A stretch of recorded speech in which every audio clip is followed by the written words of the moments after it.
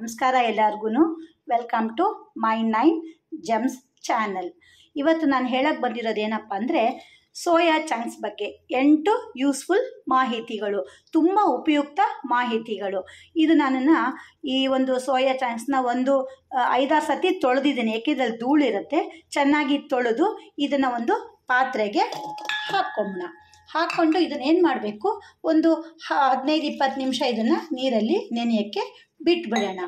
ಇದರಲ್ಲಿ 8 ಉಪಯುಕ್ತ ಮಾಹಿತಿಗಳು ಯಾವುದಪ್ಪ ಅಂತಂದರೆ, ಫಸ್ಟು ಹಾರ್ಟಲ್ಲಿ ಬ್ಲಡ್ ವೆಸಲ್ಸ್ ಎಲ್ಲ ಇರುತ್ತೆ, ಬ್ಲಡ್ ಪಂಪ್ ಮಾಡುತ್ತೆ ಹಾರ್ಟ್ನ. ಹಾಗಾಗಿ ಈ ಒಂದು ಪದಾರ್ಥ, ಈ ಒಂದು ಸೋಯಾ ಚಂಕ್ಸ್ ತಿನ್ನೋದ್ರಿಂದ ಒಂದು ಬ್ಲಡ್ ವೆಸಲ್ಗೆ ತುಂಬ ಉಪಯುಕ್ತ. ಸಣ್ಣ ಪುಟ್ಟ ಇಂಜುರೀಸ್ ಇದ್ದರೂ ಕೂಡ ಇದು ಹೀಲ್ ಮಾಡುತ್ತೆ. ಇದು ಒಂದು ಹಾರ್ಟಿಗೆ ಉಪಯುಕ್ತ ಅಂತ ಒಂದು ಮಾಹಿತಿ. ಎರಡನೇದು ವೆಯ್ಟ್ ಲಾಸ್. ಎಲ್ಲರಿಗೂ ನಾನು ಸಣ್ಣ ಆಗಬೇಕು, ವೆಯ್ಟ್ ಲಾಸ್ ಮಾಡ್ಕೋಬೇಕು, ದಪ್ಪ ಆಗಿದ್ದೀನಿ ಅಂತ ಅನ್ನೋರಿಗೆ ಈ ಒಂದು ಸೋಯಾ ಚಂಕ್ಸು ತುಂಬ ಉಪಯುಕ್ತ. ಸೋಯಾ ಚಂಕ್ಸ್ ನಿಮ್ಮ ದಿನನಿತ್ಯ ಆಹಾರದಲ್ಲಿ ಇದು 1-2 ತಿಂತಾ ಬನ್ನಿ, ಅದು ಕ್ರಮೇಣ ಒಂದು ವೆಯ್ಟ್ ಲಾಸ್ಗೆ ಇದು ನಿಮಗೆ ಹೆಲ್ಪ್ಫುಲ್ ಆಗುತ್ತೆ. ಮೂರನೇದೇನಪ್ಪ ಅಂದರೆ, ಇವಾಗ ಬಂದಿರೋ ಸಮಸ್ಯೆ, ಎಲ್ಲರಿಗೂ ಕಾಮನ್ ಸಮಸ್ಯೆ, ಹೇರ್ ಫಾಲ್. ಸೊ ಏನಾಗುತ್ತೆ, ಇದರಲ್ಲಿ ತುಂಬ ಮಿನರಲ್ಸ್ ಇದೆ. ಯಾವ ಥರದ್ದು ಅಂತಂದರೆ potassium, zinc, vitamin B, folic acid, ಈ ಥರದ್ದೆಲ್ಲ ಇರೋದ್ರಿಂದ ಇದು ನಮಗೆ ಹೇರ್ ಫಾಲ್ಗೆ ತುಂಬ ಉಪಯೋಗ ಆಗತ್ತೆ. ಹಾಗಾಗಿ ಈ ಒಂದು ನಾವು ದಿನನಿತ್ಯ ಆಹಾರ ಬಳಕೆಯಲ್ಲಿ ಸ್ವಲ್ಪ ಇದನ್ನು ಸೇವಿಸ್ತಿದ್ರೆ ಹೇರ್ ಫಾಲ್ಗೆ ಕೂಡ ಇದು ತುಂಬ ಉಪಯುಕ್ತ. ಇದೇ ಥರ ನಾನು ನಿಮಗೆ ಮಾಹಿತಿ ಕೊಡ್ತೀನಿ. ಇದನ್ನು ನೆಕ್ಸ್ಟ್ ಏನು ಮಾಡಬೇಕು ಅಂತ ಹೇಳ್ತೀನಿ. ನೋಡಿ, ಇದು ಆಗಿದೆ, ನೆಂದಿದೆ. ಒಂದು ಸತಿ ಈ ಥರ ಇಸಕ್ಕೆ ನೋಡಿ. ನಿಮಗೆ ತುಂಬ ಬೇಗ ಮಾಡಬೇಕು ಅಂತಂದರೆ ಬಿಸಿನೀರಲ್ಲಿ ಕೂಡ ನೀವು ನೆನೆಸ್ಕೋಬೋದು. ನೋಡಿ, ಈ ಥರ ಚೆನ್ನಾಗಿ ಹಿಂಡ್ಕೊಂಡು ಒಂದು ತಟ್ಟೆನಲ್ಲಿ ಈ ಥರ ಇಟ್ಕೋಬೇಕು. ನೋಡಿ, ಈ ಥರ ಹಿಂಡ್ಕೊಂಡು ನೀರಿಲ್ದಂಗೆ ಇಟ್ಕೊಂಡಿದ್ದೀನಿ. ನೋಡಿ, ನಾನು ನಿಮಗೆ ಮೊದಲೇ ಹೇಳ್ದಂಗೆ ಇದಕ್ಕೆ ಒಂದೇ ಒಂದು ಸ್ಪೂನ್ ಎಣ್ಣೆ ಹಾಕಿ ಮ್ಯಾರಿನೇಟ್ ಮಾಡ್ಕೋಬೇಕು. ಅಂದರೆ ಚೆನ್ನಾಗಿ ಇದನ್ನು ಮ್ಯಾರಿನೇಟ್ ಮಾಡ್ಕೋಬೇಕು. ನೋಡಿ, ಈ ಥರ ಚೆನ್ನಾಗಿ ಮ್ಯಾರಿನೇಟ್ ಮಾಡ್ಕೋಬೇಕು. ಗ್ರೀಸ್ ಮಾಡ್ಕೋಬೇಕು. ಚೆನ್ನಾಗಿ ಆಯಿಲೆಲ್ಲ ಹಾಕಿ ತವಕ್ಕೆ ಏನು ಅಂಟ್ಕೊಳ್ದಂಗೆ ಗ್ರೀಸ್ ಮಾಡ್ಕೊಳ್ಳಿ. ಮ್ಯಾರಿನೇಟ್ ಅಂದರೆ ಗ್ರೀಸ್ ಮಾಡ್ಕೊಳ್ಳಿ. ಇವಾಗ ತವ ಲೈಟಾಗಿ ಬಿಸಿಯಾಗಿದೆ. ಈ ಹಿಂಡ್ಕೊಂಡಿರೋ ಅಂಥದ್ದನ್ನು ಹಾಕ್ಕೊಂಡು ಮೀಡಿಯಮ್ ಊರಿನಲ್ಲಿ ಹದವಾಗಿ ಹುರ್ಕೋಬೇಕು. ಕೆಂಪಗೆ ಬರೋವರೆಗೂ ಹುರ್ಕೋಬೇಕು ಚೆನ್ನಾಗಿ. ತುಂಬ ಓವರ್ ಇದಾಗಿ ಇಡಬೇಡಿ, ಹೈಯಲ್ಲಿ ಇಡಬೇಡಿ. ಮೀಡಿಯಮ್ ಫ್ಲೇಮಲ್ಲಿ ಇಟ್ಬಿಟ್ಟು ನಿಧಾನಕ್ಕೆ ಕೆಂಪಗಾಗೋವರೆಗೂ ಹುರ್ಕೊಳ್ಳಿ.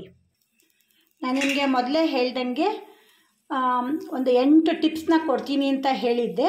ಹೇರ್ ಫಾಲ್ವರೆಗೂ ಹೇಳಿದ್ದೆ. ನೆಕ್ಸ್ಟು ಮೂಳೆ. ಕೆಲವರಿಗೆಲ್ಲ ಈ ಮೂಳೆ, ಸ್ಪೋರ್ಟ್ಸ್ ಆಡೋರಿಗಾಗಲಿ, ಮಕ್ಳಿಗಾಗಲಿ, ದೊಡ್ಡವ್ರಿಗಾಗಲಿ ಈ ಸ್ವಲ್ಪ ಮೂಳೆ ಪ್ರಾಬ್ಲಮ್ ಇರೋದ್ರಿಂದ ಈ ಒಂದು ಸೋಯಾ ತಿನ್ನೋದ್ರಿಂದ ಒಂದು ಮೂಳೆಗಳಿಗೆ ಕೂಡ ತುಂಬ ಉಪಯುಕ್ತ. ನೆಕ್ಸ್ಟ್ ಬಂದು ಬ್ರೈನ್ ಫಂಕ್ಷನ್ ಆಗೋದಕ್ಕೆ ಕೂಡ ಇದು ತುಂಬ ಉಪಯುಕ್ತ. ಹಾಗಾಗಿ ಇದು ತುಂಬ ಉಪಯುಕ್ತವಾದ ಒಂದು ಮಾಹಿತಿ. ಇನ್ನು ಇದನ್ನು ಮಾಡ್ತಾ ಹೇಳ್ತಾ ಹೋಗ್ತೀನಿ. ಒಟ್ಟು ನನಗೆ ಗೊತ್ತಿರೋ ಪ್ರಕಾರ 8 ಮಾಹಿತಿಗಳನ್ನು ಕೊಡ್ತಾ ಇದ್ದೀನಿ. ನೋಡಿ, ಈ ಥರ ಇದನ್ನು ಕೆಂಪಿಗೆ ಹುರ್ಕೋಬೇಕು. ಹಾರ್ಟ್ಗೆ ಒಳ್ಳೆಯದು, ಬ್ರೈನ್ಗೆ ಒಳ್ಳೆಯದು, ವೆಯ್ಟ್ ಲಾಸ್ಗೆ ಒಳ್ಳೆಯದು, ಆಮೇಲೆ ಹೇರ್ ಫಾಲು ಇಷ್ಟಕ್ಕೂ ಒಳ್ಳೆಯದು. ಇನ್ನು 2-3 ಹೇಳ್ತೀನಿ, ವಿಡಿಯೋ ಫುಲ್ಲು ನೋಡಿ. ಇನ್ನು 2-3 ಇನ್ನೂ ಉಪಯುಕ್ತ ಮಾಹಿತಿ ಇದ್ರ ಜೊತೆಗೆ ಮಾಡ್ತಾ ಹೇಳ್ತೀನಿ. ವಿಡಿಯೋನ ಫುಲ್ಲು ನೋಡಿ. ಇದು ಸ್ವಲ್ಪ ದಪ್ಪ ಚಂಕ್ಸ್. ಇದು ನಿಮ್ಗೆ ಇನ್ನೂ ಬೇಕಾದ್ರೆ ನೆಂದ ಮೇಲೆ ಸಣ್ಣದಾಗಿ ಕಟ್ ಮಾಡಿ ಮಕ್ಕಳಿಗೆ ಅಂತ ಕೂಡ ಕೊಡ್ಬೋದು. ಇನ್ನು ಸಣ್ಣ ಪೀಸಸ್ನ ಕೂಡ ಇದನ್ನು ಮಾಡ್ಬೋದು. ಇದು ನೋಡಿ, ಲೈಟಾಗಿ ಕೆಂಪಗೆ ಬರ್ತಾಯಿದೆ. ಇನ್ನೂ ಒಂದು ಸ್ವಲ್ಪ ಹುರ್ಕೋಬೇಕು, ಲೈಟಾಗಿ ಕೆಂಪಗೆ ಬರೋವರೆಗೂ. ನೋಡಿ, ನಾವು ಇದು ಎಣ್ಣೆ ಅರ್ಧ ಸ್ಪೂನ್ ಎಣ್ಣೆ ಗ್ರೀಸ್ ಮಾಡ್ಕೊಂಡಿರೋದ್ರಿಂದ ಒಂದಕ್ಕೊಂದು ಅಂಟ್ತಾನೂ ಇಲ್ಲ, ತವಕ್ಕೆ ಕೂಡ ಅಂಟ್ತಾ ಇಲ್ಲ. ಬರೀ ಅರ್ಧ ಸ್ಪೂನ್ ಎಣ್ಣೆ ಸಾಕು. ಅದೇ ಬಟ್ ಮೀಡಿಯಮ್ಮಾಗಿ ಈ ಥರ ಕೆಂಪಗೆ ಬರೋವರೆಗೂ ಹುರ್ಕೋಬೇಕು. ನೋಡಿ, ಇದು ಆಗಿದೆ, ಕೆಂಪಗೆ ಆಗಿದೆ. ಈಗ ನಾವು ಸೋಯಾ ಹುರ್ಕೊಂಡಿದ್ವಲ್ಲ, ಅದೇ ತವಕ್ಕೆ ಒಂದು ಸ್ಪೂನು ಎಣ್ಣೆ ಹಾಕ್ಕೊಂಬೋಣ. ಈಗ ಎಣ್ಣೆ ಕಾಯ್ತಿದೆ. ಇದಕ್ಕೊಂದು ಸ್ವಲ್ಪ ಜೀರಿಗೆ ಹಾಕ್ಕೊಂಬೋಣ. ಸ್ವಲ್ಪ ಕರ್ಬೇವಿನ ಸೊಪ್ಪು ಹಾಕ್ಕೊಂಬೋಣ. ಕರ್ಬೇವಿನ ಸೊಪ್ಪು ಹಾಕ್ಕೊಂಡ್ಮೇಲೆ ಸ್ವಲ್ಪ ಈರುಳ್ಳಿ ಹಾಕ್ಕೊಂಬೋಣ. ಸಣ್ಣಗೆ ಹೆಚ್ಕೊಂಡಿರೋ ಈರುಳ್ಳಿ ಹಾಕ್ಕೊಂಬೋಣ.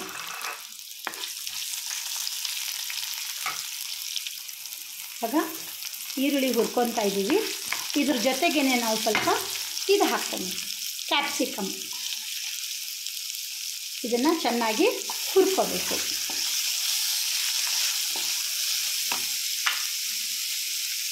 ನಾನು ನಿಮ್ಗೆ ಆವಾಗಲೇ ಹೇಳ್ದಂಗೆ ಹಾರ್ಟ್ಗೆ ಒಳ್ಳೆಯದು, ಹೇರ್ ಫಾಲ್ಗೆ ಒಳ್ಳೆಯದು, ಆಮೇಲೆ ವೆಯ್ಟ್ ಲಾಸ್ಗೆಲ್ಲ ಒಳ್ಳೆಯದು ಅಂತ ಹೇಳ್ತಿದ್ದೆ.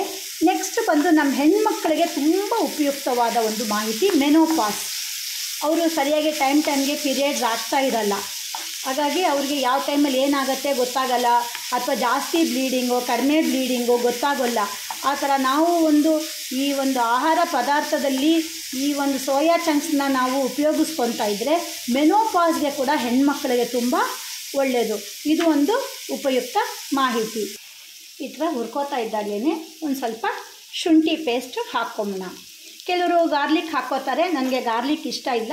ಅದಕ್ಕೆ ನಾನು ಏನು ಮಾಡ್ತೀನಿ, ಸ್ವಲ್ಪ ಇಂಗನ್ನು ಹಾಕ್ಕೋತೀನಿ. ಅವರವರ ಟೇಸ್ಟಿಗೆ ತಕ್ಕನಂಗೆ ಅವರು ಆಹಾರವನ್ನು ತೊಗೊತಾರೆ.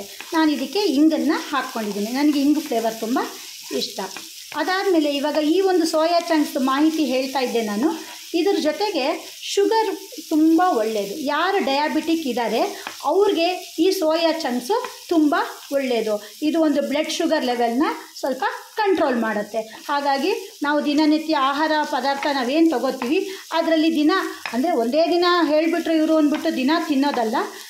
ನಮ್ಮ ಒಂದು ಆಹಾರ ಪದಾರ್ಥದಲ್ಲಿ 1-2 ಸೇವಿಸ್ತಾ ಬರಬೇಕು. ಇದು ತುಂಬ ಒಳ್ಳೆಯದು, ರಿಚ್ ಇನ್ ಪ್ರೋಟೀನ್ ಅಂತ ಕೂಡ ಹೇಳ್ತಾರೆ. ಇದಾಗ್ತಾ ಇದೆ. ಇದಕ್ಕೆ ಒಂದು ಸ್ವಲ್ಪ ಟೊಮೆಟೊನ ಹಾಕ್ಕೊಂಡು ಇದನ್ನು ಕೂಡ ಚೆನ್ನಾಗಿ ಹದವಾಗಿ ಹುರ್ಕೊಳ್ಳೋಣ. ನೋಡಿ, ಇದು ಟೊಮೆಟೊ ಮೆತ್ತಗಾಗಿದೆ. ಇವಾಗ ಇದಕ್ಕೊಂದು ಸ್ವಲ್ಪ ಅರಿಶಿನವನ್ನು ಹಾಕ್ಕೊಂಬೋಣ. ಅರಿಶಿನ ಹಾಕಿದ್ಮೇಲೆ ಒಂದು ಸ್ವಲ್ಪ ಅಚ್ಕಾರದ ಪುಡಿಯನ್ನು ಹಾಕ್ಕೊಂಬೋಣ. ನಿಮಗೆ ರುಚಿಗೆ ಎಷ್ಟು ಬೇಕೋ ಅಷ್ಟು ಅಚ್ಕಾರದ ಪುಡಿಯನ್ನು ಹಾಕ್ಕೊಳ್ಳಿ. ಇದಕ್ಕೊಂದು ಸ್ವಲ್ಪ ನೀರನ್ನು ಹಾಕ್ಕೊಂಬೋಣ.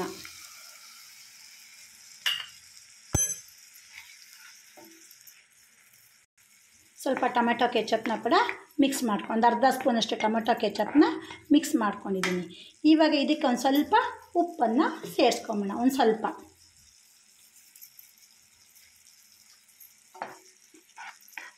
ನೋಡಿ, ಇದು ಸೋಯಾ ಚಂಕ್ಸ್ ನಾವೇನು ಮಾಡ್ತಿದ್ದೀವಿ ಇದರಲ್ಲಿ ಕೊಬ್ಬಿನಾಂಶ ಕಡಿಮೆ ಇದೆ, ನಾರಿನಾಂಶ ಜಾಸ್ತಿ ಇದೆ. ಎಷ್ಟು ಉಪಯುಕ್ತ ನೋಡಿ. ಇವಾಗ ನಾವು ತಿನ್ನೋ ಆಹಾರ ಪದಾರ್ಥದಲ್ಲಿ ತುಂಬ ಕೊಬ್ಬಿನಾಂಶ ಇರುತ್ತೆ. ಈ ಒಂದು ಸೋಯಾ ಚಂಕ್ಸಲ್ಲಿ ಕೊಬ್ಬಿನಾಂಶ ಕಡಿಮೆ ಇದೆ, ನಾರಿನಾಂಶ ಜಾಸ್ತಿ ಇದೆ. ಇದಕ್ಕೆ ಒಂದು ಸ್ವಲ್ಪ ಈರುಳ್ಳಿ ಹೂವನ್ನ ಸ್ಪ್ರಿಂಗ್ ಆನಿಯನ್ ಹಾಕೋಣ. ಇದು ನಮ್ಮ ಈರುಳ್ಳಿನಲ್ಲೇ ಬಿಟ್ಟಿದ್ದಿದ್ದು, ಈರುಳ್ಳಿ ಇಟ್ಟಿದ್ನಲ್ಲ, ಹಾಗೆ ಇದು ಒಂಥರ ಗಿಡ ಥರ ಬಂದಿತ್ತು, ಅದನ್ನೇ ಸ್ವಲ್ಪ ಕಟ್ ಮಾಡಿ ಹಾಕಿದ್ದೀನಿ. ಇದಕ್ಕೆ ನಾನು ಸ್ವಲ್ಪ ನೀರನ್ನ ಹಾಕ್ಕೊಂಬೋಣ. ನಾನು ಚೂರು ನೀರನ್ನ ಹಾಕ್ಕೊಂಡು ಇವಾಗ ಮಿಕ್ಸ್ ಮಾಡ್ಕೊತಾ ಬರೋಣ.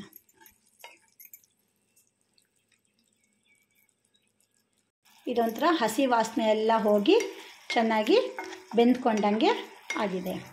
ಇವಾಗ ಇದಕ್ಕೆ ಏನು ಮಾಡಬೇಕು, ನಾವು ಹಿಂಡ್ಕೊಂಡಿರೋಂತಹ ಒಂದು ಸೋಯಾನ ಚೆನ್ನಾಗಿ ಹದವಾಗಿ ಹುರ್ಕೊಂಡಿದ್ವಲ್ಲ ಕೆಂಪಿಗೆ, ಅದನ್ನು ಇದಕ್ಕೆ ಮಿಕ್ಸ್ ಮಾಡ್ಕೋಬೇಕು.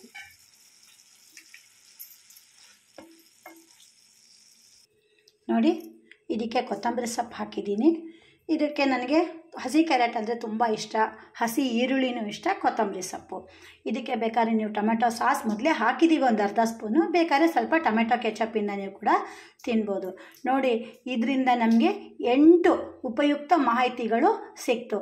ತಪ್ಪದೇ ಈ ವಿಡಿಯೋನ ಫುಲ್ಲು ನೋಡಿ, ಏಕೆಂದರೆ ಮಧ್ಯದಲ್ಲಿ ಟಿಪ್ಸ್ ಎಲ್ಲ ಹೇಳಿದ್ದೀನಿ ನಾನು. ನನ್ನ ಚಾನಲ್ ಇಷ್ಟ ಆಯಿತು ಅಂದರೆ ದಯವಿಟ್ಟು ಸಬ್ಸ್ಕ್ರೈಬ್ ಮಾಡಿ, ಶೇರ್ ಮಾಡಿ, ಕಮೆಂಟ್ ಮಾಡಿ. Thank you friends. Have a good day.